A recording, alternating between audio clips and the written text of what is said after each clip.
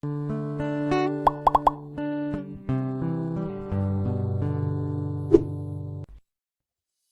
freaky looking helmet lets you literally go wild in woods.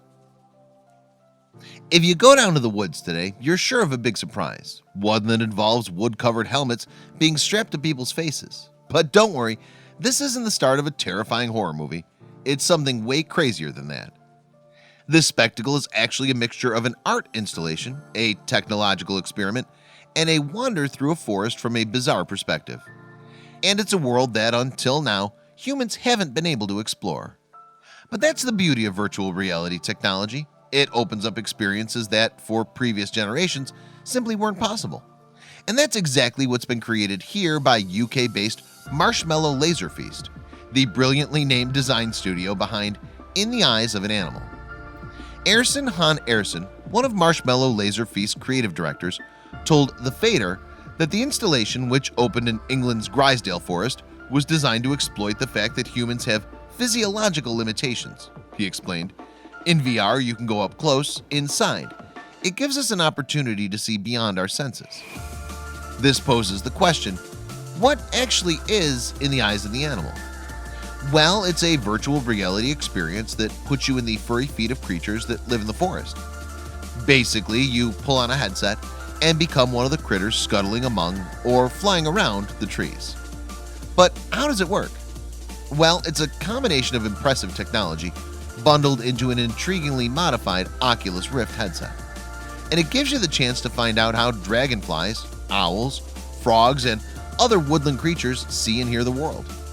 The installation utilizes various technologies to create its different worlds. First, Marshmallow Laser Feast used an architect's specialist scanner to create a three-dimensional representation of a chunk of forest that had the habitats it was looking for. Then the data from this scan was combined with CAT scans and photogrammetry measurements. So when they were pushed together, the bizarre world of the forest, as seen from animal perspectives, manifested itself for human eyes. There's an artist slant here, as Honerson explained to The Fader. What you'll see is very organic. We're using a pointillist aesthetic because the data we get is points. We're embracing that technology, he said.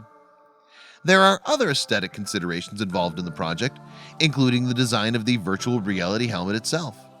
Honerson added that it incorporates real pieces of the forest, namely sections of moss and pieces of bark. There's a narrative to In the Eyes of the Animal too. In fact, it walks you through the food chain, giving you different perspectives on the forest as you switch between the various animals. You can start, for instance, as a mosquito, move on to being a dragonfly, and then become a frog, and finally an owl. Naturally, each of these creatures has its own way of navigating the world.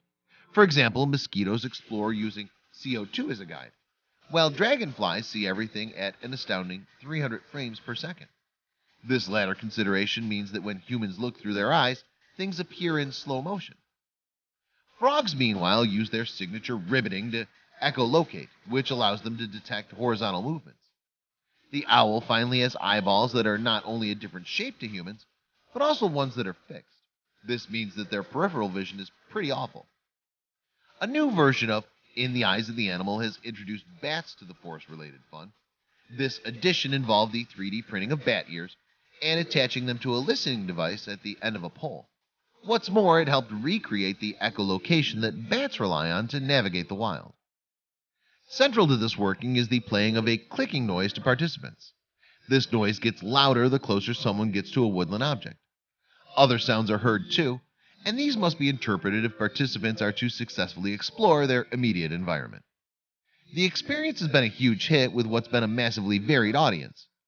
We've had 70-year-old ladies say, like, "That's the best thing I've ever seen since I took an acid trip in the 70s," and little children jumping around with excitement. Honerson said in his interview with The Fader.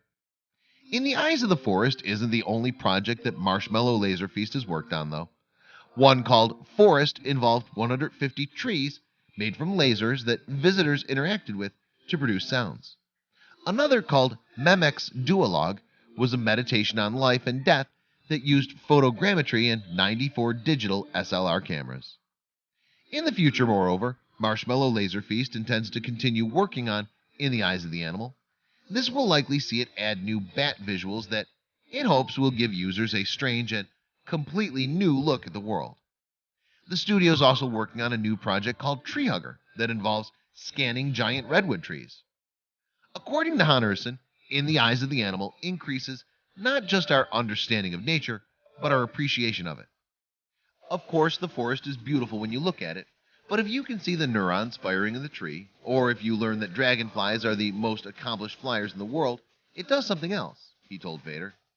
He also explained the importance of humans fostering connections with nature. He said, the average human can name 300 logos or brands, but I realize I can't name 5 species of trees. We're living in this weird, detached way, and if we can better that through VR, then why not tell the story? Please don't forget to share this story with your friends below. Please don't forget to subscribe and activate the bell to receive everything that's new.